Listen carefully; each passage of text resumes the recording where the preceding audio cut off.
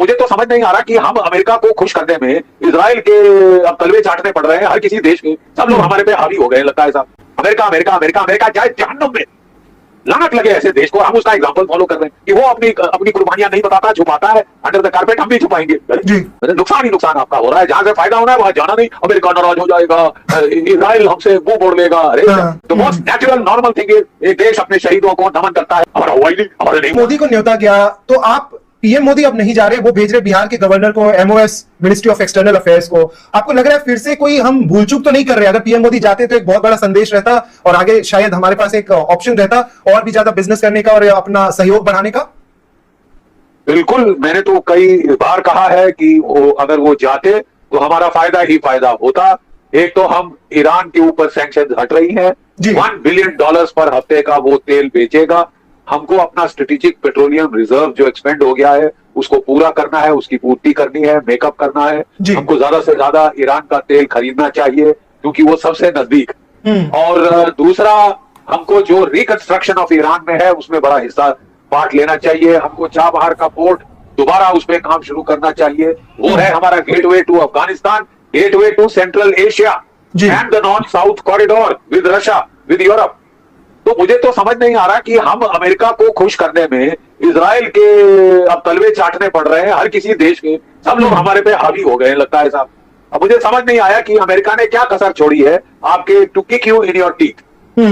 वो सैंक्शन 50% आप पे लगाए, हटाए हैं तो बोला 10% सुप्रीम कोर्ट ने बोले 12% आप और लो हमारी तरफ से। और फोर्स्ड लेबर, इनको चाइना में फोर्स लेबर नहीं दिखा, पाकिस्तान में फोर्स लेबर नहीं दिखा, केवल भारतवर्ष में फोर्स लेबर दिखा है। $1 अरब हमारे खा गए हैं अमेरिका।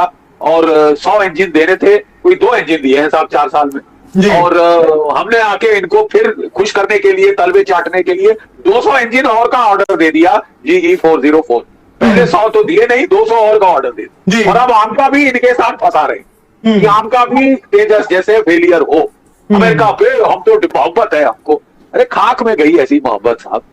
नुकसान ही नुकसान आपका हो रहा है। जहां से फायदा होना है वहां जाना नहीं। अमेरिका नाराज हो जाएगा, इजराइल हमसे मुंह मोड़ लेगा। अरे उसको हमारी भी जरूरत है, केवल हमको औरों की जरूरत नहीं है साहब।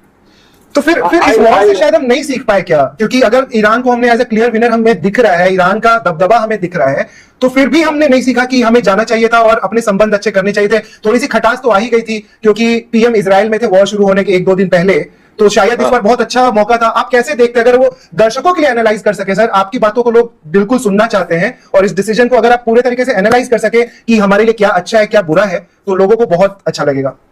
नहीं देखिए साहब, मैंने तो एनालिसिस आपको करके दिया है कि जो अगर वो जाते, मुझे तो फायदा ही फायदा दिख रहा था। आप ब्रिक्स के प्रेसिडेंट हैं, आप थर्ड वर्ल्ड की आवाज हैं, तो आपको जाना नहीं चाहिए था। और वो देखिए, जब हमारे यहाँ इंदिरा गांधी उनका निधन हुआ था तब रुहुल्लाह खोमैनी आए थे, वो खुद आए थे यहाँ पे अफसोस व्यक्त करने। जब राजीव गांधी की डेथ हुई थी तो ये इनके जो रफसंजानी जो उनके प्रेसिडेंट थे ईरान के, वो आए थे, हाईएस्ट लेवल पे आए थे। तो और कुछ नहीं, शिष्टाचार से बनता था कि आप भी ये कॉम्प्लीमेंट रिपे करें।